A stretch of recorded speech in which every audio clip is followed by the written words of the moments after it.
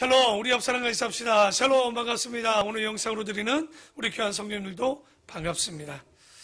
오늘 사도행전 9장 이하의 말씀을 가지고 주여 누구시니까? 라는 말씀을 가지고 함께 말씀을 나누고자 합니다. 사도행전 9장은요, 이제 9장을 중심으로 약간 이 복음을 전하는 자의, 그리고 그 전파되자는 자의 그 사도의 중심이 약간 바뀌게 됩니다. 우리가 지금까지 8장까지의 이야기를 보면 사도행전 1장 8절 이하의 말씀처럼 너희가 모든 족속으로 제자를 삼아 온 유대와 사마리아와 땅끝까지 이르러 내 증인이 되라고 그랬는데, 그 말씀처럼 예루살렘의 유대의 복음이 전해지더니 이제 어디까지 흘러내려갔습니까? 사마리아에 흘러내려갔고 빌립을 통하여서 이제 에디오피아까지 그 내시를 통하여 복음이 전해지는 그 흐름으로 오고 있고요. 지금까지는 베드로와 또 빌립과 스데반 집사의 중심으로 흐르던 이 말씀이 9장 이하로부터는 이제 누구를 통해서 흘러내려갑니까? 바로 사도 바울이, 그 사울이 바울 되는 과정을 통해서 복음이 사울을 통해 바울을 통해 이방인 세계로 넘어가게 됩니다. 그래서 우리는 이제 베드로 행전을 보았다면 그 중심점에 이제 무슨 행전을 보게 되냐? 바로 바울 행전으로 넘어가는 오늘 그 고비의 이야기를 보게 됩니다. 그런데 그 시발점이 누구였냐? 바로 사도행전 7장과 8장에 있었던 스데반의 설교와 스데반의 순교를 통해서 이제 박해가 그들에게 오았지만, 이제 그 박해를 통해서 사도들은 예루살렘에 좀 남아져 있지만 그 외에 많은 성도들은 이제 예루살렘 바깥으로 복음이 전해지는 그런 흐름으로 넘겨주는 아주 변환점 같은 장입니다. 그러니까 사도행전 9장은 조금 우리가 기억하게 될 것이고요.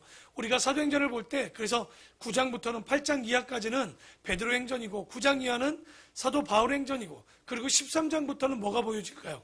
바로 사도 바울의 전도 여행이 시작되는 거예요. 그러니까 이제 좀 크게 보면 8장까지 9장부터 또 12장까지 또 13장부터 또 마지막 28장까지의 이야기를 우리가 좀 크게 나눠서 보게 될 텐데요.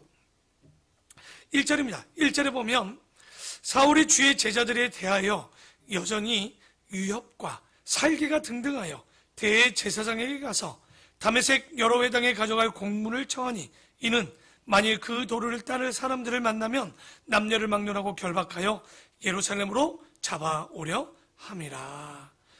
아마도 여기 보면 1, 2절에 보면 다메섹 여러 회당에 이제 사울이, 지금은 이름이 사울이죠, 사울이 공적인 공문을 받아서 그 다메섹을 자기가 가겠대요. 왜? 지금 예수 믿는 자를 잡는 일에 누가 앞장서기를 원합니까? 바로 사울이 앞장서는데 뭘 가지고 떠나는 것과 같냐? 체포영장을 갖고 가는 거예요. 그러니까 자기가 가서 잡으려고 해도 네가 누군데 나를 잡느냐? 할 수 있으니까 다시 사울이 이 공회와 또 종교 지도자들이 주는 이런 공문을 요청해서 그곳에 가서 이제 누굽니까? 기독교인들을 핍박하고 그들을 잡아와 감옥에 가두려고 하는 거예요. 여러분, 그렇다면 사울의 나이를 우리가 추측할 수 있어요. 신학생일 수 있고, 그가 여기서 신학생이라는 것은 유대교의 신학생이었겠죠. 근데 그가 공문을 가져가서 사람들을 잡아올 정도의 나이라면 20대는 아닌 것 같아요. 30대 정도의 나이라고 보여집니다. 그러면 여러분, 유대인들이 30대라면 우리가 잘 아는 사도 중에 베드로가 30대 정도거든요. 그때 우리가 보죠. 베드로의 장모가 열병이 났던 거 기억나시죠? 그럼 베드로도 장가를 가고 부인이 있었다라면 여러 추측들이 있습니다. 사도 바울이 결혼을 했다? 하지 않았다? 정확한 답은 나오지 않습니다. 그런데 사도 바울이 30 정도 되었고 이런 정도의 일들을 할 수 있었다면 적어도 결혼을 했을 가능성이 상당히 있습니다. 그래서 많은 학자들은 바울이 또 결혼했다라고 얘기를 해요. 그런데 결혼을 했는데 우리가 전도 1차, 2차, 3차 그리고 아마도 바울이 걸어왔던 그 길들, 그러니까 유대교에서 기독교로 그가 회심하고 예수님을 만난 이후에 보면 자기의 부인에 대한 이야기가 없어요. 그런데 없다고 해서 결혼을 안 했다라고 얘기할 수는 없어요. 그러니까 적어도 결혼을 한 것 같은데, 근데 왜 이혼을 하게 되느냐? 아마도 기독교로 그가 회심을 하고 믿음을 가지면서 이혼하지 않았는가? 그 이후에 독신되었을 가능성이 많다라고 학자들이 봅니다. 그게 왜냐면 바울 서신 가운데 이런 얘기를 해요. 그러니까 홀로 있다 재혼해야 될 입장이 있는 사람들에게 바울이 이런 얘기를 합니다. 너희들이 재혼을 한다라고 하는데 아마도 그렇다면 나와 같이 그냥 지내는 것도 좋다라고 자기는 생각한다라고 얘기합니다. 그러니까 나와 같이 홀로 지낸다는 이 얘기는 아예 혼자 있어서 그냥 홀로 있는 것이 좋다라는 이야기라는 뜻보다 나도 결혼하고 홀로 되었는데 너희들도 굳이 결혼하지 말고 나와 같이 홀로 있는 것이 좋다라는 가능성이 있다라는 거예요. 그러니까 이렇게 볼 수 있는 거죠. 그러니까 지난주 아가서를 강의했더니 사람들이 좀 어렵다라고 얘기하더라고요. 왜냐하면 어려운 이유가 있어요. 그 전까지는 아가서의 많은 이론 중 하나를 선택해서 솔로몬이 결혼하지 못한 것 같고, 결혼하지 못한 게 아니라 솔로몬과 술람미 여인, 이 술람미 여인은 실제 있었는지 없었는지 모르겠지만 일단은 이상형 갖고 이루어지지 않은 사랑이다. 이러고 제가 설교를 하잖아요. 근데 이제 시기를 얘기하고 신학적으로 해석 방법을 하니까 또 공부하기 싫어. 근데 여러분 쉽게 알려고 하면 안 돼요. 실제는 우리가 좀 공부를 할 때 어려운 거, 이런 것들도 아는 것도 중요합니다. 왜냐하면 우리는 이거다라고 얘기하지만 그것과 다른 해석들을 들을 경우들이 굉장히 많을 거예요. 하나님과 이스라엘 혹은 그리스도와 교회에 대한 관계로도 보거든요. 당연히 그걸 또 한쪽적으로 또 전체적으로 봐야 되는 눈도 가져야 되는 거예요. 근데 이렇게 공부를 안 하면 또 뭐가 문제가 생깁니까? 우리 목사는 그렇게 얘기 안 했는데, 그냥 이루어지지 않은 사랑이라고 얘기했는데, 이렇게 받을 수 있는 거죠. 오늘 바울에 대한 이야기도 마찬가지입니다. 분명히 분분합니다. 결혼을 했다, 결혼하지 않았다. 근데 그 내용들이나 또 사회적으로 바울이 그 위치적으로, 왜냐하면 2절에도 보면 이렇게 나오죠. 그가 공문을 가져갈 정도라면, 여러분 이 사람은요 일반 유대 평민 정도는 아니라는 거예요. 적어도 무슨 권위와 건세를 가지고 있는 사람, 적어도 그런 사람이 기독교인들을 잡고 감옥에 가둘 수 있는 거지. 그래서 이 사울은요 아마도 이 유대교 안에서 어떤 직분, 행정직처럼 어떤 일에 종사한 사람이 아닌가라고 보여질 수 있는 거예요. 그러니까 여러분 아무나 길 가다가 옆에 김씨 가서 기독교인들 좀 잡아와 이렇게 하겠습니까? 아니죠. 그 말을 듣고 녹을 먹든지 녹봉을 받든지 뭐를 한 사람을 보냈을 거란 말이에요. 관계된 누군가를 보냈다는 거죠. 여러분이 이제는 우리 교회가 성경을 읽는데 눈을 뜬 정도가 아니라 적어도 새벽에도 제가 얘기하잖아요. 오경을 쓰지 않았던 증거들을 좀 얘기할 때 그렇구나. 여러분 어느 정도 우리가 이제는 조금 더 깊이, 당연히 그 깊이의 최고는 그 말씀대로 행하는 거예요. 아무리 지식을 늘린다고 구원받겠습니까? 그거는 아니지만 그냥 막연히 맹신하지 말라는 얘기입니다. 적어도 여기도 보면 그런 일들을 종사했을 텐데, 근데 보니까 그가 누구를 잡아오느냐? 2절 중간에 이렇게 하죠. 이는 만일 그 도를 따르는 사람들, 누구죠? 예수 그리스도의 도를 따르는 사람들을 만나면 남녀를 막론하고 결박하여 예루살렘으로 잡아오려 함이라라고 얘기를 합니다. 근데 여러분 이게 지리학적으로 우리가 모르니까 여기서 신도림인가? 여기서 영등포 정도인가? 아니요. 예루살렘에서 다메섹은 한 240km 정도 됩니다. 자동차를 타고 가도 적어도 그 정도 되면 지금 고속도로를 가도 3시간 정도는 가야 되는 거예요. 근데 이때는 차는 없고 낙이나 낙타나 말을 타고 간다라고 한다면 이게 보통 열정이나 보통 수고가 있지 않고서는 가지 않는 거예요. 그러니까 이게 지금 보니까 여러분 일반 평민이 이런 행동을 하지는 않을 거라고 보여집니다. 그래서 3절엔 사울이 길을 가다가 다메섹에 가까이 이르더니 호련히 하늘로부터 빛이 그를 둘러 비추는지라. 땅에 엎드려져 들으며 소리가 있어 이르되 사울아 사울아 네가 어찌하여 나를 박해하느냐 하시거늘. 지금 이 사건은요 사울에게 굉장히 중요한 얘기예요. 왜일까요? 아마 이제 서신저 초반에 보면 사도 바울에 대해서 사람들이 꼬투리를 잡습니다. 뭘 잡았을까요? 네가 사도도 아닌데 무슨 사도인 척을 하느냐. 예수님의 12 제자에 들지도 않은 것이 무슨, 왜? 사도라는 것은 적어도 예수님의 그 사역을 보고 함께한 사람이라고 얘기하거든요. 그러면 사도 바울은 봤습니까? 안 봤다고 하잖아요. 그런데 오늘 이 장면인 거예요. 담에색 산상에서 뭐라고 합니까? 예수님께서 사울아 사울아 네가 어찌하여 나를 박해하느냐.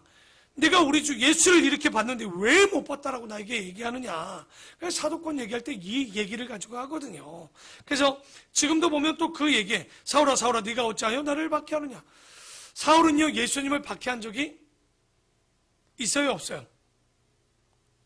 예수님을 박해한 적은 없습니다. 직접적으로. 바울이 언제 그 예수님을 박해했습니까? 그런데 예수님이 뭐라는 거예요? 예수 믿는 자를 박해하는 것이 곧 나를 박해하는 것이다. 그래서 너희들 중에 지극히 작은 자 하나에게 한 것이 곧 내게 한 것이라고 얘기합니다. 제가 그래서 교회 안에서 누구에게 불평, 원망 혹은 시기, 질투하지 말라고 그러죠. 제가 여러분들을 시기하고 질투하고 원망하면 누굴 시기하고 질투한 거예요? 잘 알면서도 그렇게 시기, 질투, 원망을 잘해. 참 용감해요. 저도 그런 마음들 많이 올라와요. 그때마다 이 말씀 때문에 그들을 원망하거나 불평하지 못해요. 솔직히. 왜?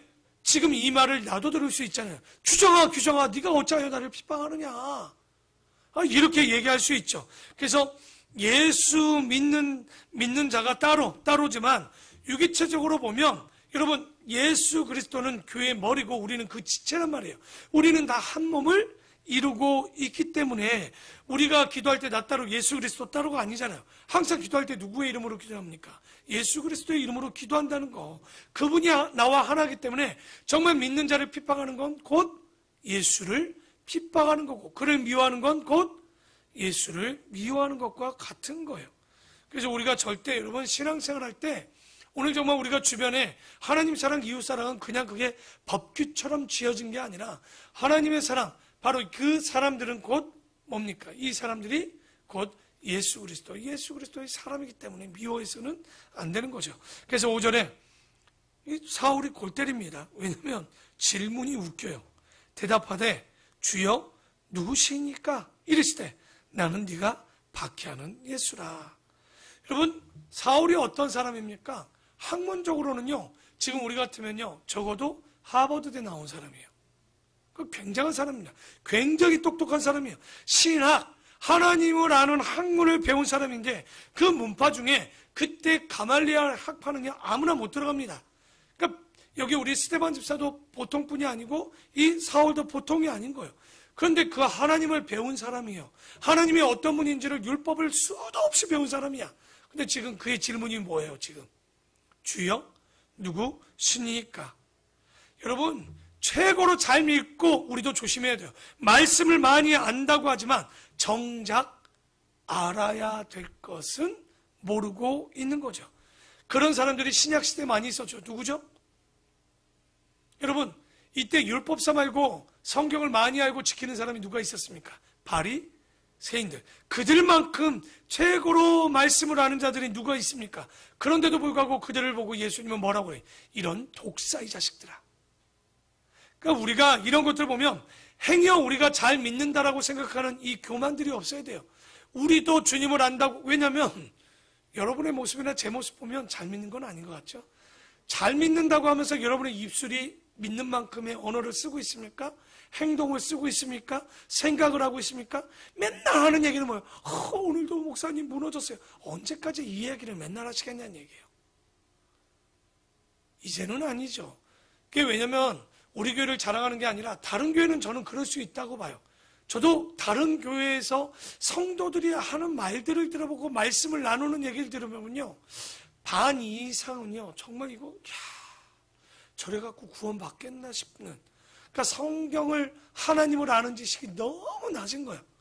그런데 우리는 하나님을 그래도 어느 정도 그래요. 믿으면 모르겠어요. 지식적으로는 어느 정도 알 것 아닙니까? 그 지식적으로 알아도 적어도 믿는 자가 어떻게 사는 걸 아는 우리가 진짜 이렇게 행동하는 게 맞을까 싶을 때 제가 얘기를 들을 때마다 참 제가 이제 막 마음이 무너지죠. 야, 진짜 예수 믿는 자가 맞을까? 하나도 돌아보지 못하고 나만 생각하는 거. 어떻게 이럴 수가 있을까? 그러니까 우리가 행여 잘 믿는다라고 생각하지 말라는 거죠. 나중에 그러기 때문에 바울이나 베드로우서 3장 18절에 이렇게 얘기합니다. 그리스도의 은혜와 그를 아는 지식에까지 자라라고 얘기합니다. 우리가 그러니까 그냥 자라는 게 아니에요. 여러분 요한복음 17장 3절에 뭐라고 합니까? 영생은 곧 유일하신 참 하나님과 그가 보내신 자 예수 그리스도를 아는 것이라고 얘기합니다. 그러니까 하나님과 예수 그리스도를 아는 것, 이것이 굉장히 중요한 거예요. 여러분 찬송가 96장에 뭐라고 찬송합니까? 예수님은 누구신가? 오늘 집에 가서 읽어보세요. 그분이 누구신가? 그러니까 우리가 믿음을 가졌다는 건 하나님을 알고 예수님을 알고 사람을 알아야 되는 거예요. 그러니까 예수님과 그가 보내신 자, 바로 하나님께서 그가 보내신 자 예수 그리스도를 알고 있는가? 여러분 하나님을 모르면요 사람을 모르는 거예요. 사람을 모르면요 예수 그리스도를 모르는 거예요.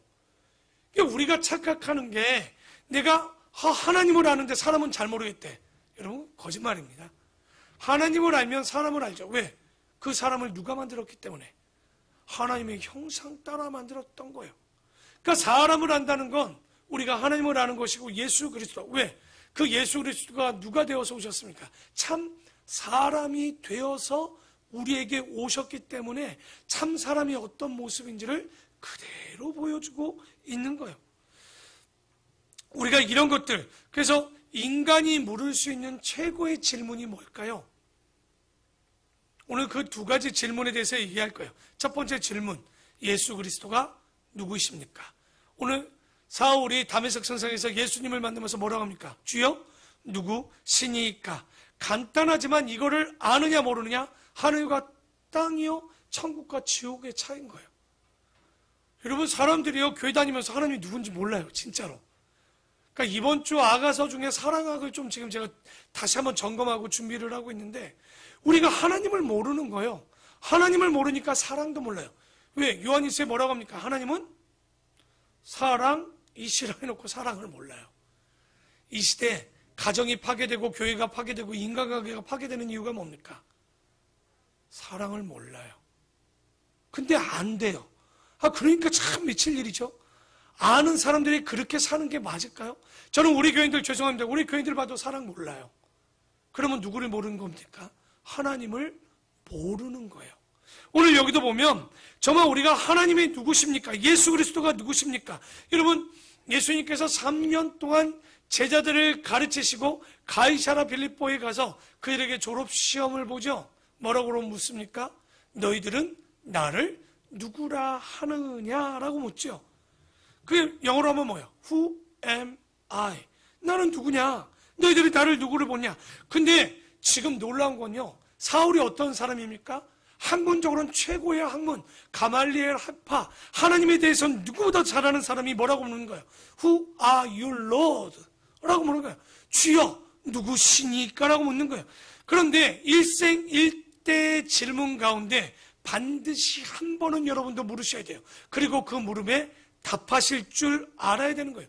그런데 주여 누구시니까 할 때 그 답을 누가 할 수 있을까요? 이게 잘못 알면 지식을 알면 알 거라고 생각하지만 아닙니다.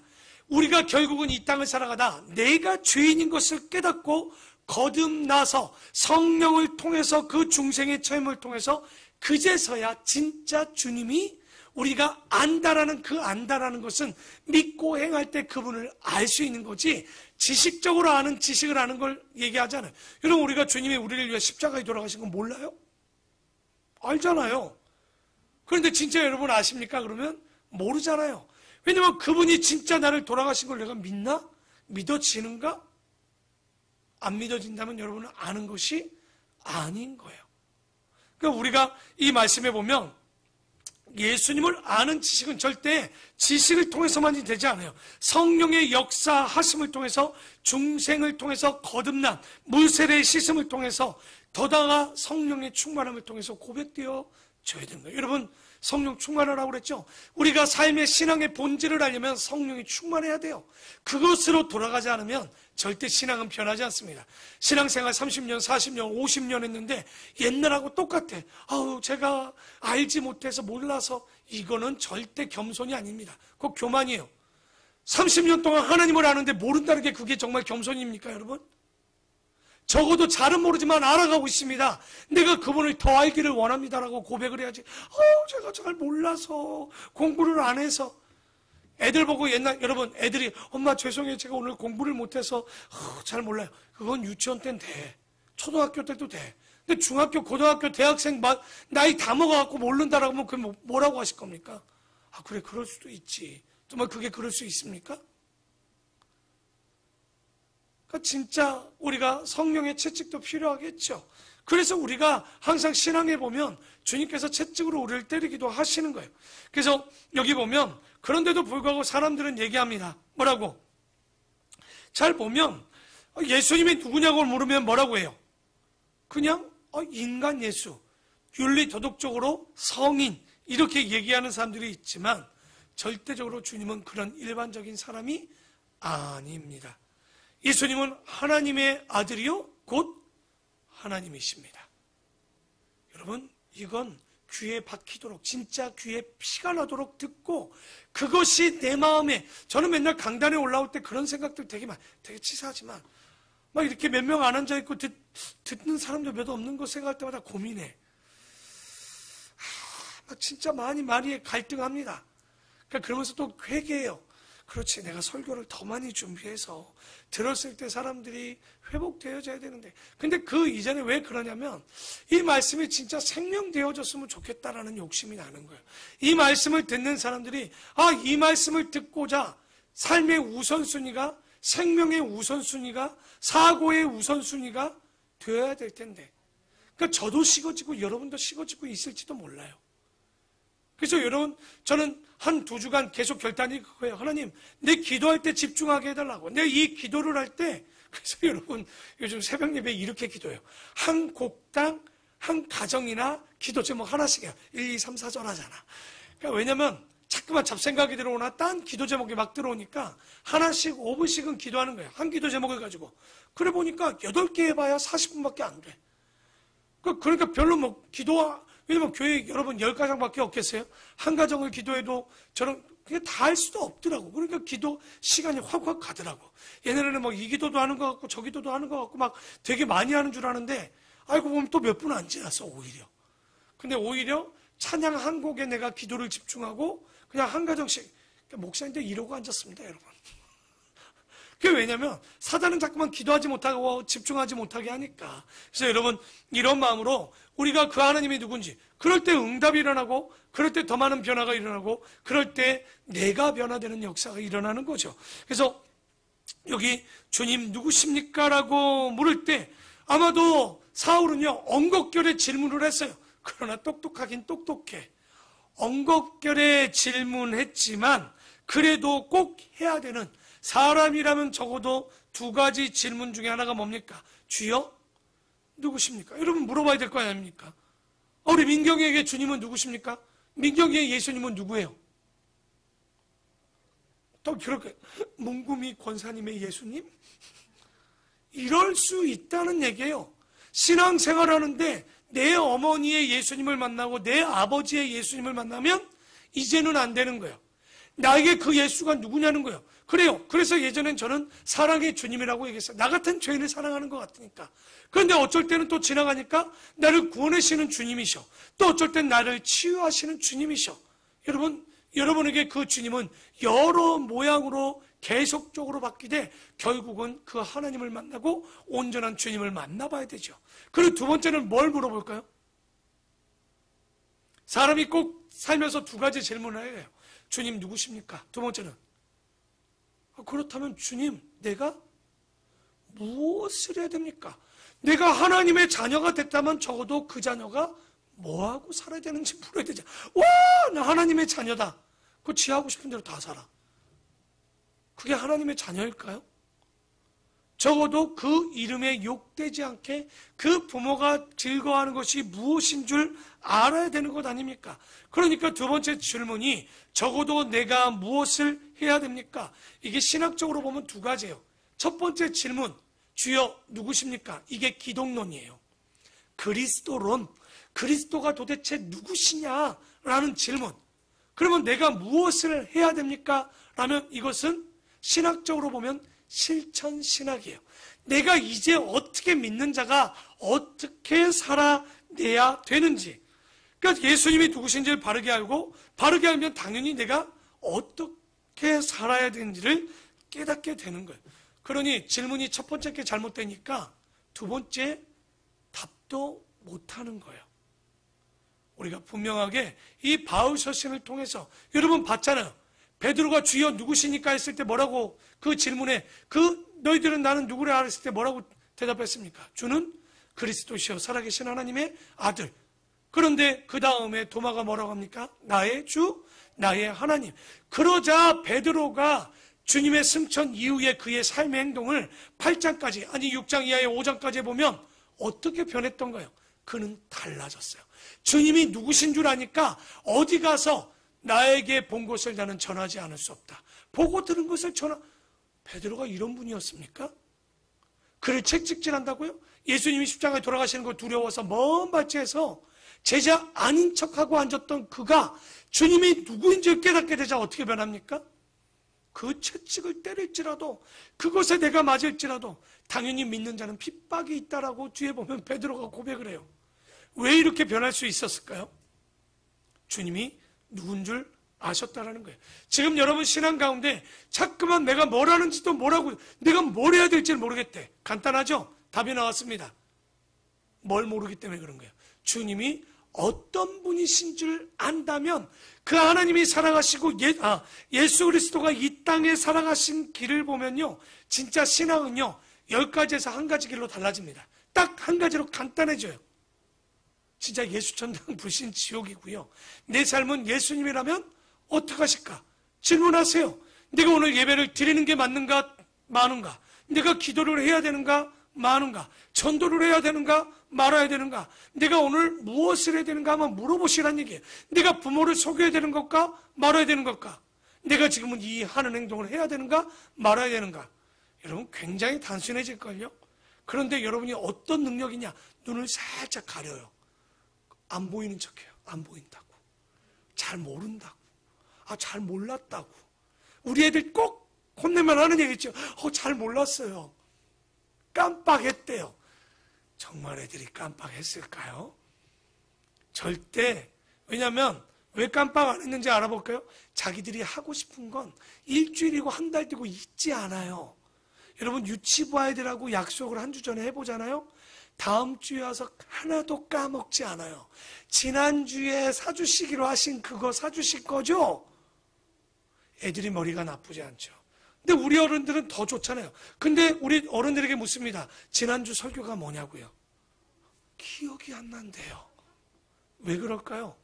기억력이 사라졌을까요? 여러분이 꿔준 사람들의, 돈을 꿔준 사람들의 이름 잊어버리던가요? 언제 꿔줬는지 잃어버린 적 있습니까? 저는 지금도 20년 전에 나에게 꿔간 그 여집사, 지금 집사가 됐다고 그러더라고. 어디서 돈을 빼서 꿔줬는지도 기억을 해. 어디 은행 돈도 없는데 전도사한테 돈 꿔달라니까 꿔줬지. 당연히 못 받았어요 아직까지. 아니야 받을 생각도 없었어요. 뭐 어려워서 꿔간 거니까 뭐 언제 기억나면 밥이라도 한 끼 사주겠지 뭐. 근데 그때 제 나름대로 제 사례비보다 더 많은 돈을 꿔줬어요. 은행에 돈도 없는데 그날 사례비 받은 걸 어떻게 알았는지 몰라. 그러니까 여러분 잘 보세요. 기억한다니까. 이게 죄송한데 여러분 맨날마다 지난주 말씀 기억 못한다는 건 기억력의 문제가 아닙니다. 기억하고 싶지 않고 기억하지 않는 거예요. 우리가 삶에 어떤 곳에 삶을 두고 사냐 하면 절대 잊지 않습니다. 그것이 나의 생명수고 말씀이면 절대 잊지 않습니다. 거짓말인지 한번 여러분이 아플 때 말씀 붙잡고 살죠? 내가 병들었을 때 그 말씀은 잊지도 않아요. 매일마다 기도합니다. 그렇죠? 근데 안 아프면 내가 예수 믿는지도 까먹어요. 종종 밥 먹다 기도도 안 하니까. 그러니까 이렇게 된다니까요. 그래서 우리가 분명한 그 두 가지 질문을 잊지 마십시오. 그 첫 번째 질문을 했던 거예요. 대답하여 주여 누구시니까 이르시되 나는 네가 박해하는 예수라고 얘기합니다. 너는 일어나 시내로 들어가라. 이제 네가 행할 것을 너에게 이를 자가 있느니라 하시니. 그러니까 예수님이 항상 바울이라고 아브라함이라고 모세라고 직접적으로 다 얘기하지 않습니다. 어쩔 때는 행할 것을 다른 사람들을 통해서 깨닫게 해 주시는 거예요. 어디 가서 자꾸만 직통 계시한다 말 같지도 않은 소리 하지 마시고요. 그런 걸 들어야 돼. 진짜 여러분 그런 건 아니에요. 그러니까 지금 여기에 보면 사울도 겸손을 배우는 거예요. 여러분 사울이 어떤 사람입니까? 잘 보면 이 시대의 위대한 인물이고 초대교회 이만한 사도 바울만한 그 사람을 능가할 만한 자가 진짜 누가 그에게 질문을 해야지 그가 누구에게 질문할 일이 아님에도 불구하고 예수님께서 너에게 이제 네가 할 일을 가르쳐줄 자가 있다라는 거예요.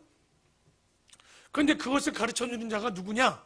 봤더니 타면색에 아나니아라는 알고 보면 유명하지 않는 어떤 선지자를 통해서 그에게 대해서 말아주려고 하는 거예요. 겸손을 배우란 얘기예요. 우리가 정말 신앙으로 목사든 누구든 우리가 어른이든 어린아이든 누구에게 들을 수 있는 귀가 있어야 돼요. 제가 나이 든 분들 가장 조심해야 되는 게 뭐예요? 라떼는 말이야, 내 경험치로는 말이야. 아니야. 그러니까 여러분은 여러분의 틀을 벗어나면 다 어려워요. 그런 건 아니에요. 신앙은 오히려 나의 틀을 벗어나도 들을 수 있는 귀를 갖는 그런 부드러움, 두부가 같은 스폰지와 같은 사람이 되어야 돼요. 진리는 당연히 변질이 안 되지만 그 외의 것들은 깨어서 들을 수 있는 귀를 가져야 되는 거죠. 그래서 7절에 같이 가던 사람들은 소리만 듣고 그 예수님의 소리를 아무도 보지도 못하고 듣지도 못하고 서 있더라. 사울이 땅에서 일어나 눈을 떴으나 희한한 일이 벌어지죠. 아무것도 보지 못하고 사람들의 손에 끌려 다메섹으로 들어가서 사흘 동안 보지 못하고 먹지도 마시지도 아니하느니라. 사울이 눈은 뜨고 있는데 보지 못하는 것 같아요. 근데 이 시대도 너무 많죠. 눈은 떴어요. 배우기는 해요. 알기는 해요. 도대체 깨닫지 못하는 사람들이 너무나도 많은 거죠. 그러니까 사울이 Who are you? 여러분 자기 아버지 보고 Who are you? 우리 아들이 나보고 아버지 Who are you? 당신 누굽니까? 라고 물으면 뭐래요? 니 나가. 이랬겠죠. 왜? 여러분 여태까지 하나님이라고 믿었던 그 하나님을 알고 있었던 사울이 그 아들이시고 하나님이신 그 주님을 모르고 뭐라고 한 거예요? Who are you? 곧 이렇게 눈이 있어도 보지 못하고 마음이 있어도 깨닫지 못하는 자들이 있었다는 거죠. 근데 이 사람이 누굽니까? 당대 최고로 잘 나가던 사람이라는 거예요. 그래서 우리가 신앙생활을 하면서도 우리도 교회 다니고 대화설교를 듣고 에스라 강좌를 이게 다 의미 없어요. 깨닫지 못하면 눈뜬 장님입니다. 많이 들었다고 해서 변할 가능성이 있는 거지 변한다라고는 할 수 없는 거예요. 당연히 성령의 조명하심과 깨달으심이 있어야 되는 거죠. 그런데 기도하셔야죠. 기도도 하는데 성령도 오지 않는데 무슨 우리가 그래서 큐티한다고 할 때 프레이 하지 않습니까? 그게 뭡니까? 첫 번째 기도하시라는 얘기입니다. 기도하셔야 깨달을 수 있는 거예요. 그래서 우리가 잘 믿는 것이냐 보면 별로 잘 믿는 것도 아닌 것 같아요. 그래서 10절에 보면 그때 다메섹에 이제 그 예수님의 말처럼 아나니아라고 하는 제자가 있더니 그 참 재밌습니다. 신약 성경에는요 예수 믿는 자들 중에 그런 자들을 우리는 뭐라고 불러요? 교회 오면 뭐라고 부릅니까? 그런 사람들을 처음 교회 오거나 다른 교회에서 우리 교회에 왔어요. 직분은 없으면 성도라는 말 말고 뭐라고 써요? 그런 분들을 이 명칭을 할 때 신자라고 하잖아요. 그런데 우리 신약 성경을 잘 보시면요 다 뭐라고 합니까? 신자라는 말은 한두 번밖에 안 나와요. 다 뭐라고 얘기하냐? 제자라고 얘기합니다. 로마에서 한두 번도 아니에요. 로마에서 한 번 나옵니다. 한 번. 왜냐하면 예수님이 우리를 볼 때 뭐라고 합니까? 모든 족속으로 신자 삼아? 아니죠. 모든 족속으로 제자 삼는 겁니다. 제자 삼으면 어떻게 해야 돼요? 가르쳐야 되고 배워야 되고 또 그 가르침을 배워서 또 다른 제자가 삼아야 돼요. 저희 교회가 아름다운 본교회가 10주년 되면서 지금 가는 게 뭡니까? 아마도 에스라 성경 강좌, 두 번째 대화 설교, 그리고 목장, 그리고 마지막 남은 게 하나 있습니다. 1대1 제자 양육입니다. 저는 맨날마다 주님마다 물어요. 주님, 목장하면 변할 줄 알았어요. 근데 또 그렇지도 않더라고요. 목장은 왜냐면 한 사람이 또 5, 6명씩 앉다 보니까 그 한 사람의 변화를 보기가 어려운 거예요. 결국은 큰 숲에서 전체를 보는 성경의 숲에서 에스라 강자가 있었다면, 조금 가까이 보는 대화 설교가 있었다면, 이제 그것을 통해서 말씀의 결단이 있는 목장이 있었다면, 이제는 1대1로 하나님과의 관계 속에 뭐가 돼야 되는 거예요? 제자가 되셔야 됩니다. 제자는 배우셔야 돼요. 제자는 가르쳐야 됩니다. 제자는 전해야 되는 거예요. 그러니까 여러분이 잘 보시면 배우긴 해. 근데 가르치지 않죠. 전하지 않고 있죠. 제자가 되지 않는 거예요. 신자인 거예요. 근데 주님은 분명히 얘기합니다. 모든 족속으로 제자 삼으라고 하는 거예요. 이제 우리 교회가 남은 이제 아마도 5년, 10년, 또 모르죠. 또 주님께서 또 저에게 또 다른 길을 열어주면 모르겠지만, 우리 교회가 제자 되기까지의 시스템, 세가족으로 들어와서 제자까지 가는 이 시스템만 되어도요, 진짜 강력해져야 돼요. 왜? 제자의 마지막은 사역입니다. 제자 교육에, 여러분, 우리가 신앙생활하고 이 현대 교인들이 문제가 뭡니까? 저 유튜브로 말씀드리는 게 너무 편해. 굳이 교회까지 왜 가냐? 왜? 누워서 설교도 들을 수 있지. 잠깐 앉아서 태블릿으로도 설교 들을 수 있지. 근데 뭘 잘못하는 거예요? 우리는 제자가 돼야 되잖아요. 결국은 그 제자가 되려면 또 다른 제자를 가르치고 나눠야 되는데, 여러분, 그럴 수 있으면 그저 집에 있는 사람이 제자가 될 수 있을까요? 상황이 그런 게 아니라면 그럴 수 없는 거예요. 이제는 여러분 깨어 움직이셔야 되겠죠. 그래서 전부 지금 왜 교회가 신자로 머무냐? 간단합니다. 여러분, 교회 앞에서 몇 개 배우지도 않고 졸업해요. 그리고 청년이 되고 성도가 됩니다. 그런데 여러분, 우리는 뭘 배워야 되는 거예요? 창세기부터 요한 계시록까지, 더 나아가 심판론과 종말론, 사랑학까지도 배워서 진정한 제자가 돼야 되는 거예요. 그러니까 여러분, 어느 과정에 있는지를 모르겠지만 항상 우리가 이런 준비된 자, 그저 부르십니다. 여기도 10절에 뭐라고 부릅니까? 다메섹에서 아나니아라는 제자가 있더니 주께서 그에게 환상 중에 불러 이르시되 아나니아야 하시거늘 대답하되 주여, 뭐라고 합니까? 그렇죠. Here I am. 나 여기 있습니다. 이 말을 간단히 넘어가지 마십시오. 여러분, 종종 제가 어떤 집사님들, 권사님들, 안수집사님 찾아가서 얘기합니다. 이번에 부장님이 되었으면 좋겠는데요 라고 그러면 뭐라고 그래요? 저 같은 게 어떻게? 아니요. 제가 찾아갔을 때 여러분 뭐라고 그래야 돼요? Here I am. 내가 여기 있나이다. 목사님, 제가 준비하고 있었습니다. 곧 이 대답은 뭡니까? 항상 우리는 어디 가든지 뭐한 자가 돼야 된다는 거예요. 그때마다 그래. 아직 제가 교회 몇 년 다니셨어요? 30년. 아직 교사로 준비가 안 됐대. 제가 준비가 되면 교사 되겠대. 환갑지나 돌아가시겠죠. 여러분은 항상 깨어 있어야 된다는 거예요. 그게 중학생이든 고등학생이든 우리가 깨어 있으면, 왜? 제가 민경이나 시온이 보고 갑자기 이번에 집사 직분 좀 받으시죠? 이렇게 하지 않잖아. 다 그 교회는 그 때에 맞는 직분과 직함을 주는 거예요. 그러니까 여러분, 담임 목사나 교회가 나를 찾아오지 않는다. 그건 여러분에게 문제가 있다는 거예요. 그게 좋은 일이 아니야. 우리 교회는 나에게 아무 일도 안 시켜. 난 너무 좋아. 서운해 하셔야 돼요. 그리고 찾아오셔야 돼요. 혹간. 목사님, 저에게 왜 준목자의 자리를 안 주십니까? 이런 교만한 안 하죠. 준비되셨군요. 네. 그렇다면 이제 준목자로 갑시다. 할 수 있는 이런 좀 당당함도 좀 있어야 되지 않겠습니까? 그러니까 우리가 항상 교만한 척 이제 그만하시고 주님 앞에 당당함으로 준비된 자가 되어지는, 얼마나 멋집니까? 내가 바쁩니까? 아니면 내가 하면 곤란합니까? 이런 얘기가 아니라 지금 아나니아도 얘기하죠. 네가 여기 있나이다. 이거 누가 말했습니까? 이사야도 얘기하잖아요. 주님, 내가 여기 있사오니 라고 그 소명 가운데 그 사명을 받는 이사야처럼 우리도 내가 여기 있나이다 하니 주께서 이르시되 일어나 직가라는 동네입니다. 고든 거리, 실제 직가라는 길이 다마스커에서 동쪽에서 서쪽으로 이렇게 길게 쭉 뻗은 길이 있어요. 그 길을 직가라고 다메섹에서 있는데, 거리로 가서 유다의 집에서 다섯 사람 사울이라고 하는 사람을 찾으라. 그가 기도하는 중이니라. 지금 눈 뜨지 못하니까 기도하고 있었죠. 그가 아나니아라는 사람이 들어와서 자기에게 안수하여 다시 보게 하는 것을 보았느니라 하시거늘 아나니아가 대답하되 주여, 이 사람에 대하여 내가 여러 사람에게 들은 소문이 있습니다. 지금 그가 예루살렘에서 주의 성도에게 적지 않은 해를 끼쳤다 하더니 여기서도 주의 이름을 부르는 모든 사람을 결박한 권한을 대제사장들에게 받았나이다 하거늘 주께서 이르시되 가라, 이 사람은 이제 내 이름을 이방인과 임금들과 이스라엘 자손들에게 먹하기 위해 택했다고요? 전하기 위해 택한 나의 그릇. 그러니까 바울이 택한 게 아니에요. 누가 택하신 거예요? 예수 그리스도께서 이스라엘과 그 왕들과 그 백성들을 위해서 택한 자가 누구라는 거예요? 바로 그 사울이 내가 택한 자다.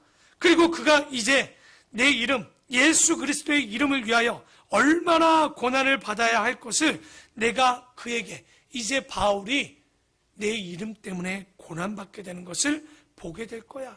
그런 그릇으로 내가 택했어라고 예수님이 얘기합니다. 여러분, 고린도후서 11장에 보면 이 바울이 자기가 받은 그 고난에 대해서 나열합니다. 얼마나 그 고난이 돌에 맞아 죽기 직전까지 가기도 하고, 태형에 맞아 하나 가만 39대를 몇 번이나 맞고, 이런 고난을 얘기했는데 더 놀라운 게 뭔지 압니까? 이게 사도 바울이 사역의 중간쯤 기록한 자기의 고난의 이력을 쓴 거예요. 그러니 그 뒤에 자기가 당하는 고난이 얼마나 많이 있었겠습니까? 그러니 여러분 잘 들어야 돼요. 지금도 뭐라고 합니까? 내 이름을 위하여 얼마나 고난 받을지 택한 나의 그릇이다. 여러분, 예수 믿고 형통 아닙니다. 죄송한데 예수 믿고 고난이 더 맞습니다. 왜 그럴까요? 세상은 예수를 안 믿기 때문에 예수 믿는 자를 핍박할 수밖에 없는 거예요. 우리는 세상을 영위하고 갈 수밖에 없는 거기 때문에 버거운 거죠. 그래서 몇 절이죠? 17절이죠? 아나니아가 떠나 그 집에 들어가서 그에게 안수하여 이르되 형제 사울아, 곧 네가 오는 길에서 나타나셨던 예수께서 나를 보내어 너로 다시 보내게 하시고 성령으로 충만하게 하신다 하니 즉시 사울의 눈이 비늘 같은 것이 벗어져 다시 보게 된지라. 그제 아나니아에게 세례를 받고 음식을 먹음에 강건하여지니라. 지금 위대한 인물이 누구에게 받습니까? 이름도 없는, 유명하지 않는 아나니아에게, 무명의 제자에게 지금 세례를 받는 거죠. 그러자 음식을 먹음에 그가 강건해지자 사울이 다메섹에 있는 제자들과 함께 며칠 있을새 즉시로 각 회당에서 예수가 하나님의 아들인 이심을 전파하니, 이거 누가 한 말대로 행하는 거예요 지금? 베드로가 그랬죠. 내가 듣고 본 것을 전하지 아니할 수 없다. 눈 뜨자마자 다메섹 회당에 가서 전하는 거예요. 그러니 자 21절 한번 다 같이 여러분이 한번 읽어봅시다. 시작.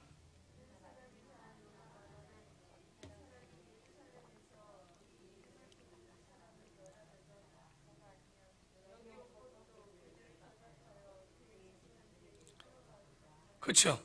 그런데 그 사울은 힘을 더 얻어 예수 그리스도를 증언하여 다메섹에서 사는 유대인들을 뭐하게 했어요? 당혹하게 했어요. 왜 그랬을까요? 그러니까 지금까지 뭐 하던 사람입니까? 예수 믿던 자를 잡던 자가 이제 한다는 게 뭐예요? 예수 믿으라고 하니 이게 저 사기야, 사기. 저것도 저래가지고 예수 믿는 자들 잡아서 색출해가지고 잡아갈 거야 했겠죠. 그러니까 아무도 참 이거 당황스러운 거예요, 지금 상황이. 그러자 여러 날이 지남에 유대인들이 뭐합니까? 사울 죽이기를 공모하더니, 이거 잘 들으셔야 돼요. 그 지금 보니까 뭡니까? 진리를 말할 때 때로는 죽이려고 합니다. 그러니까 예전처럼 잘 보십시오. 진리를 말하면 그 예수 믿는 자를 죽이려고 하는 이런 열심들이 대단한데, 뭐 지금 마찬가지죠. 본인이 이제 죽게 생겼죠. 그러자 그 계교가 사울에게 알려지니라. 그들이 그를 죽이려고 밤낮으로 성문까지, 왜? 보면 죽여버리려고. 여태까지 그랬던 자들인데. 그러니까 지금 보십시오. 사울을 죽이려는 사람들이 누구예요? 그냥 유대인들이에요?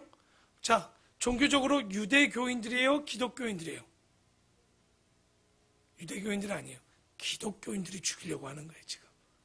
왜냐면 여태까지 그 사람이 뭐 했기 때문에 기독교인들을 핍박하던 자인데, 그래서 그의 제자들이 밤새 사울을 광주리에 담아 성벽에서 달아내리니라. 그러니까 지금도 다메섹에 가면 그 내렸던 광주리의 모양이 있다라고 하는데 진짜인지는 모르겠습니다. 그러니까 진짜 그 광주리가 남아있다는데 설마? 모르겠습니다. 아직 다메스커스까지는 제가 가보지 못해서 잘 모르겠고요. 근데 여기 보면 사울의 이 열심이 왜 사람들을 당황케 했습니까? 아마 지금까지 기독교인들을 이 지구상에서 씨를 말려버리겠다라고 해서 예루살렘에서 다마스커까지 240km로 올라간 사람이에요. 그런데 그런 열정적으로 핍박하려던 사람이 갑자기 뭐합니까? 그 사람이 그 다메섹 성상에서 회심한 이후에서 예수 그리스도를 증거하니까 사람들 입에서 그래요. 저 쇼다, 쇼. 저 거짓말이다. 그러니까 전부 경계의 농초리를 하고 있었던 거죠. 그러니까 지금 이 말을 누가 믿겠습니까? 그러니까 믿지 않죠. 그래서 지금 보니까 다메스커스에서 피해서 광주를 타고 떠납니다. 근데 우리가 성경에서 이 9장 25절 이하의 사이에 26절 사이에 몇 년이 들어있냐? 3년 정도가 들어있어요. 우리는 모르죠. 그러니까 이 실제 여기 좀 뒤에 보면 또 뭐라고 나오죠? 30절에 보면 가이사라로 데리고 내려가서 다소로 잠깐 또 피하던 장면이 나옵니다. 이거를 학자들이 대략 13년간, 그러니까 이 사울이 회심하고 나서 갑자기 1차 전도 여행을 떠나는 게 아닙니다. 지금 다마스커스에서 복음을 전하다가 어떻게 돼요? 저런 저거 미친놈 아니야 저거? 여태까지 기독교인들 잡아 죽이던 거 저게 뭐야? 때려잡아 죽이려니까 피해야죠. 그리고 자기의 신앙도 잠깐 뭐 해야 될까요? 여태까지 30년은 유대교로 하나님만을 알던 사람이 예수 그리스도가 누구인지에 대해서 다시 한번 뭐 해야 됩니까? 공부하고 정리하려면 적어도 시간이, 왜? 잘못 알고 잘못 전했던 것들을, 여러분, 사람이 자기 멋대로 살다가 갑자기 관점이 바뀌는 게 쉽지 않아요. 맨날 여러분도 그러잖아요. 아직도 습관이 남아서 어렵다고. 그 이유가 이런 것들을 정리하는데 아마도 아라비아에서 3년 정도를 있었던 것으로 보여줍니다. 왜냐하면 26절에 보면 사울이 예루살렘으로 잠깐 갔다라고 나오죠. 갈라디아서 1장 17절에 보면 이렇게 나와요. 예루살렘으로 가지 아니하고 아라비아로 갔다가 다시 다메섹으로 돌아갔느니라 라고 하면서 그러니까 이게 전체적으로 보면 뭐냐면 지금 회심을 하고 다마스커스에서 복음을 전하다가 이거 진짜 돌에 맞아 죽게 돼서 어떻게 합니까? 광주를 타고 어디로 잠깐 피했느냐? 아라비아에서 3년 잠깐 피합니다. 그리고 다시 한번 다마스커스에 가요. 그리고 아까 갈라디아서 1장 17절처럼 예루살렘을 가지 않고 다마스커에 들렸다가 다시 예루살렘으로 내려와요. 그 장면이 지금 26절인 거예요. 26절. 이런 시간들이, 그러니까 이건 갈라디아서 1장 17절, 18절을 보고 이야기를 하는 겁니다. 그냥 지금 사도행전에는 9장에는 이 이야기가 나오지 않아요. 그래서 지금 뭐 어쨌든 간에 이 사람이 뭐 갑자기 뭐 믿으라니 믿을 게 있습니까? 그래서 아라비아에 가서 자기 정리하고, 근데 예루살렘으로 바로 가면 안 될 것 같아서 다마스커스에 갔다가 이제 다시 한번 예루살렘으로 가는 거예요. 그래서 26절에 사울이 예루살렘에 가서 제자들을 사귀고자 하나 다 두려워하죠. 왜냐면 3년 동안 이 사람이 또 사라졌어. 근데 소문은 이미 이 사람은 누구예요? 예수 믿는 자를 잡던 사람이야. 근데 이 사람이 회심했다는 소문도 났겠죠. 그러니까 그가 예수님의 제자가 됐다는 것을 믿겠어요? 믿지 않죠. 그러자 바나바가 데리고 사도들에게 가서 그가 길에서 어떻게 주를 보았는지와 주께서 그에게 말씀하신 일과 다메섹에서 그가 어떻게 예수의 이름으로 담대히 말하였는지를 증인되어 주는 거죠. 아, 이 사람 진짜라고. 그러니까 여러분, 이 바나바는 누굽니까? 아마도 70인 제자나 120인 제자 중에 하나요. 공의의 의원 중에 한 명쯤 되는 대단한 좀 이 사람이 세력이 있는 사람입니다.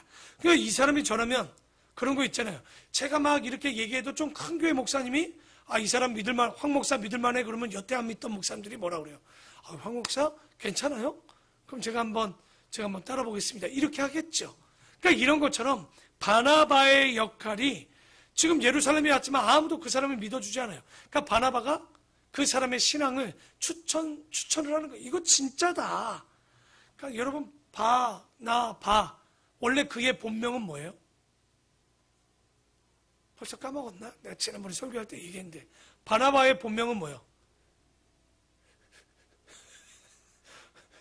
요셉. 원래 그 별명은 요셉이에요. 바나바는 별명 같은 거죠. 바나나바스. 그러니까 바르나바스죠. 바르나바스. 바르는 아들이다. 나바스는 뭐냐? 위로의 아들이라는 뜻을 갖고 있는. 그래서 바나바 사역 그러면 그랬죠. 위로하고 그들이 챙겨보는. 그래서 바나바가 이제 계속 여러 번 이 사울의 행적 가운데서도 이제 10장, 11장 계속 여기서 좀 나오게 되는데요. 13장까지도 나와요. 왜? 사도 바울의 1차 사역 때 그 같이 여행을 이제 바나바를 우리가 만나게 되는데, 그래서 여기 보니까 여러분, 사울이 바울 되어지는 것, 바울이 바울 되어지는 것은요, 정말 이 바울이 혼자 회심해서 된 게 아닙니다. 여러분, 우리 주변의 사람이 굉장히 중요해요. 왜냐하면 바울에게는 먼저 그가 배울 수 있고 그가 공부할 수 있도록 로마 시민권을 가질 수 있도록 아버지가 계셨어요. 부모님이 계셨다는 거죠. 그리고 자기의 철학을 가르치고 신학을 가르쳤던 스승들이 있었습니다. 그 중에 누구? 율법학자 가말리엘이라는 학자가 있었죠. 그리고 여러분, 사울의 회심에 그 마음에 아주 칼날을 한번 찔렀다 뺀 사람이 있죠. 사도행전 7장에 스데반 집사의 설교가 있었던 거예요. 아버지, 그런 폐부의 깊은 역사가 있었던 거죠. 그리고 다마스커 갔을 때 예수님께서 보냈죠. 누구를? 아나니아를 보내서 그에게 안수하고 세례를 주었던 사람이 만났거죠. 그리고 지금은 누구를 만났습니까? 바라는 위로의 자를 통해서 자기가 설 수 없던 자리를 누구를 통해서 세워주는 거예요. 바나바를 통해서 세워지게 되죠.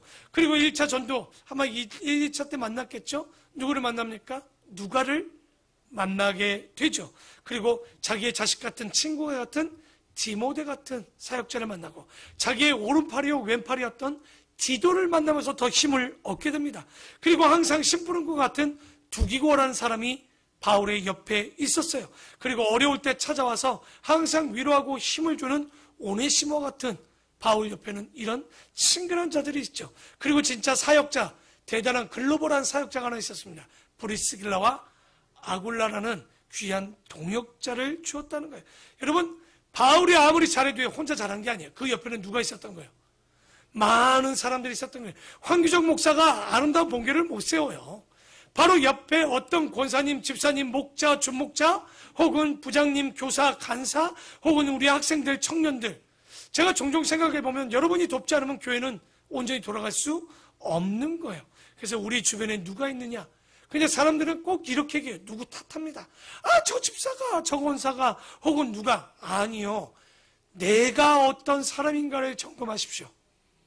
나는 그들에게 어떤 사람이고 나를 불러줄 정도로, 여러분, 밥 먹으러 갈 때 빼는 이유가 있어요. 왜일까요? 불편한 거예요. 좋으면요 같이 가고 싶어요. 밥을 사주고 싶어요. 이런 사람이 돼야 돼요. 그러기 위해선 주도적으로 먼저 밥을 사야 돼요. 어디 가서 차도 살 줄 알고 밥도 살 줄 알아야 돼요. 저는 선배님들 되게 많이 사요. 많이 아니에요. 한두 번 사요. 그러면 어른들은요 그걸 기억해서, 야, 이 어린 목사가 나를 밥 사주네. 한 번 샀는데 10번 밥 얻어먹어요. 이게 기술이에요, 여러분. 그러니까 여러분이 동생들에게, 후배들에게, 선배들에게 이렇게 좀 밥을 살 줄 아는 사람들, 그게 뭐 돈이 없어서, 우리 교회가 차값이 1,000원이요. 우리 교회 가서 다 사도 3만 원이면 다 살 수 있어.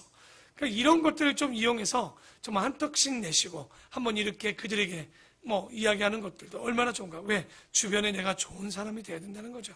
그래서 30절에 형제들이 알고 가이사라 하는 대로, 어디까지 읽었죠? 제가 26절 읽지 않았나요? 그렇죠? 26절 읽었나요? 26절, 27절. 바나바가 데리고 사도들에게 가서 그가 길에서 어떻게 주를 보았는지와 주께서 그에게 말씀하신 일과 다메섹에서 그가 어떻게 예수의 이름을 담대히 말하였는지를 전하니라. 사울이 제자들과 함께 있어 예루살렘에 출입하며 또 주 예수님의 이름으로 담대히 말하고 헬라파 유대인들과 함께 말하며 변론하니 그 사람들이 죽으려고 또 힘쓰죠. 왜? 못 믿지. 바나바가 아무리 그래도 못 믿는 사람인 거예요. 그랬더니 그 형제들이 또 알고 가이사라로 데리고 가서 내려가서 그를 어디로 데려갑니까? 바울의 고향인 다소로 갑니다. 그 고향으로 낙창해서 몇 년 정도 있냐? 10년 있는 거예요. 그 밑에 써놓으셔야 돼요. 10년입니다. 10년. 그러니까 10년 정도를 거기서 자기를 진짜 삭히는 거죠. 모세가 40년을 광야에서 삭혔던 것처럼 이 아마도 바울도 10년 동안 자기를 죽이고 있었던 거죠. 근데 다소에 있을 때 뒤에 나옵니다.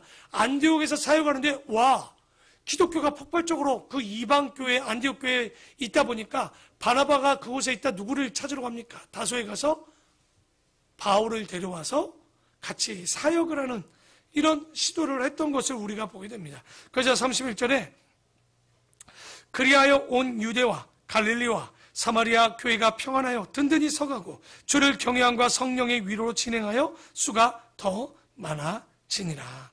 그때 베드로가 사방으로 두루 다니다가 루따에 사는 성도에게 내려갔더라. 이게 요빠라는 항구에서 굉장히 가까운 데예요. 그래서 내려갔는데 거기서 이름이 참 특이하죠. 애니아라는 사람을 만나며 그가 중풍병으로 침상에 누운 지가 8해니라. 희한해요. 나병도 많이 있는데 나병보다 중풍병 환자가 성경에 보면 굉장히 많이 나와요. 고기를 많이 먹었나? 뭐가 됐는지 모르겠지만 중풍병이 좀 왔는 이런 있게 되는데, 그러자 거기서 애니아라는 사람 만나면 그가 중풍병으로 침상 위에 누운 지 8해라. 베드로가 이르되, 갑자기 이제 베드로 얘기로 왔어요. 사도 바울에서 베드로 얘기로 지금 카메라가 좀 옮겨졌죠. 베드로가 이르되, 애니아야, 예수 그리스도께서 너를 낫게 하시니 일어나 내 자리를 정돈하라 한데 곧 일어나니 루따와 사론에 사는 사람들이 다 그를 보고 주께로 돌아오니라. 이게 왜 번역을 사론이라고 했을까요? 여러분, 사론은 몰라도 뭐는 알아요? 그렇죠. 이스라엘에 2개 평야가 있어요. 굉장히 비옥합니다. 무슨 평야죠? 아합 왕을 알아야 될 때 보면 나오는 평야 하나 있어요. 이스라엘 평야. 이스라엘 평야 아닙니다. 또 하나 굉장히 목초지로 좋은 평야가 하나 있죠. 샤론 평야입니다. 그래서 우리 찬송가도 있죠. 샤론의 꽃 예수 가보면요 정말 비옥합니다. 그 땅이 정말 검은색이에요. 이스라엘 땅이 왜 이렇게 검었고 좋냐 하니까 땅이 좋다 보니까 전쟁이 많아요. 그래서 사람들이 많이 썩어 죽었다고 해서 그 땅이 좋다라는 설도 있어요.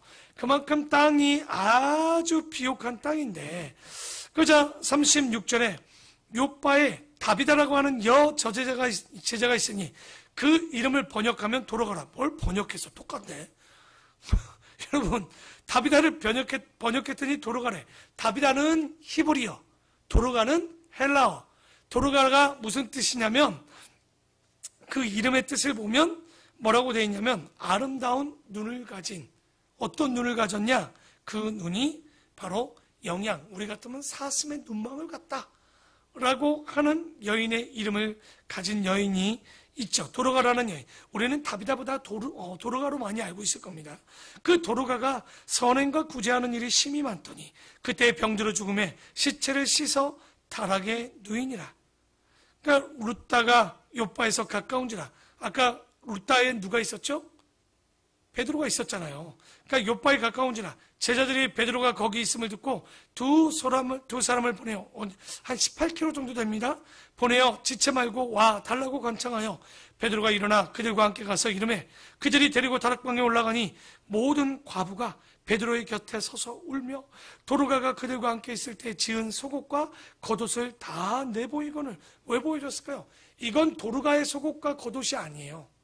이 여인이 과부인데도 불구하고 이 실들을 가지고 가난한 자들에게 구제와 선행을 했는데 어떻게 하냐? 이 옷 바느질을 해가지고 겉옷과 속옷을 짜서 주었던 거예요. 여러분, 지금은 뭐로 해요? 드르륵 미싱이 있잖아요, 재봉틀이. 근데 그것도 없는데 그것을 짜다가 그 주변에 자기도 과부면서 주변에 어려운 자들에게 선행과 구제를 하니까 여러분, 지금 그 사람이 죽었을 때 옆에 있는 사람들 다 뭐하고 있던가요?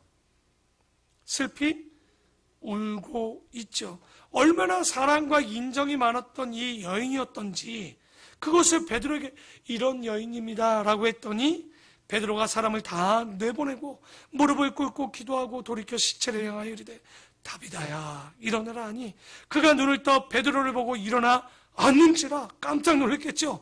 베드로가 손을 내밀어 일으키고 성도들과 과부들을 불러 들여 그가 살아난 것을 보니. 자, 42절은 여러분 읽읍시다. 시작. 여러분 보십시오. 그 여인이 죽었다 살았더니 어떤 일이 벌어져요? 예수 믿는 자가 많았어요. 근데 어떤 사람들은 죽으면 뭐라고 그래요? 저 인간 잘 죽었다.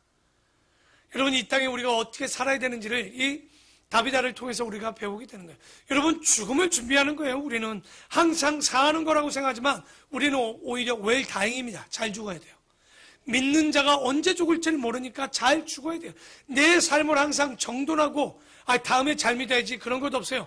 내가 지금 죽어도 구원받을 수 있고 내가 지금 죽어도 주님 앞에 부끄럽지 않는 삶을 살아야지. 여러분, 내일까지 살 자신과 여러분 그걸 어떻게 장담할 수 있습니까? 참 사는 걸 보면 용감하죠. 120까지 80까지 살 것 같아 하는 행동들을 보면. 왜? 회개할 시간이 많은 것처럼 보이지만 그렇지 않은 거예요. 지금 그 죽었다 산 일 때문에. 왜? 그가 구제와 선행에 앞섰던 사람이었던 거죠. 그러자 이 베드로가 이제 욥바에서 잘 고치고 난 이후에 43절의 마지막, 베드로가 욥바에 여러 날 있어 시몬이라고 하는 무두장이의 집에서 머무니라. 오호, 무두장이는 뭐냐면 가죽에서 기름을 빼고 쓸만하게 만드는, 여러분 가죽 공장 가면 냄새 엄청납니다. 그 지방과 단백질 냄새와 곰팡이 냄새가요, 이게 장난이 아니에요. 그래서 냄새가 어마어마하게 나죠. 그래서 그 히브리 속담에도 그런 게 있어요. 피장이 집, 무두장이를 피장이라고 옛날에 얘기했는데, 무두장이의 집에 갔다 오면 그 손을 안 대도 손에서 냄새가 떠나지 않는데요. 그래서 예전에 우리도 백정이라고 했죠. 이 소잡거나 이런 사람들. 근데 지금 그때로 따지면 이 사람들도 쌍놈이에요, 쌍놈. 히브리인들 중에 이 일을 잘 맞지 않는 거죠. 근데 지금 뭐합니까? 베드로가 그 집에 기거예요. 근데 또 희한해. 그 두 사람의 이름이 똑같아. 하나는 뭐요? 가죽쟁이, 뭐라고 합니까? 무주장이 시몬. 한 사람은 시몬 베드로. 이 두 사람이 비슷해. 한 사람은 가죽 냄새, 단백질, 곰팡이 냄새. 한 사람은 어부였어. 생선 냄새. 그 냄새 있는 양반이다 보니까 그 사람 집에 그냥 아무 느낌 없이 가요. 근데 이걸 난 여기서 보면서 이걸 깨닫게 되더라고요. 우리가 죄인데 누구를 지적질합니까? 누구를 못 감당합니까? 여러분, 내가 잘나면 누구도 못 담아요. 그러나 주님께서 나와 같은 자를 감당했기 때문에 나 또한 뭐 해야 되는 거예요? 어떤 사람도 감당할 수 있는 이 베드로와 같은 믿음의 자녀가 되어야 될 줄 믿습니다. 오늘 이 말씀을 가지고 정리합니다. 주여 누구십니까? 이걸로 끝나지 마십시오. 나에게도 내가 그것을 물을 때 그 다음 질문을 잊지 마십시오. 우리가 또 나올 거예요. 하나님, 내가 무엇을 해야 하나이까? 사명을 받고 소명으로 끝나지 않았어요. 주님을 아는 걸로 끝나지 않았어요. 그에 맞게 살아야 되는 것이 무엇인지를 깨닫고, 이 베드로는 그것을 깨달았어요. 죽은 자를 살리는 것을 뛰어넘어 오늘 여기 보면 한 여인 도로가와 같이, 다비다와 같이 뭐합니까? 그 삶 가운데 구제하고 선행을 통해서 예수의 영광이 되었던 자들은 사나 죽으나 다 주의 영광이 되는 거예요. 오늘 이 말씀을 붙잡고 여러분 한 주간 다 품을 수 있는 사람이 되었으면 해요. 그리고 주님 앞에 물으십시다. 단순해집시다. 주님, 내가 어떻게 살아야 되는지. 남은 그 시간 동안 주님이 와서 여러분을 부르면 뭐라고 해요? 아나니아처럼, 주님, 내가 여기 있나이다. 준비된 그리스도인 되는 우리 귀한 성도들이 되기를 축원합니다.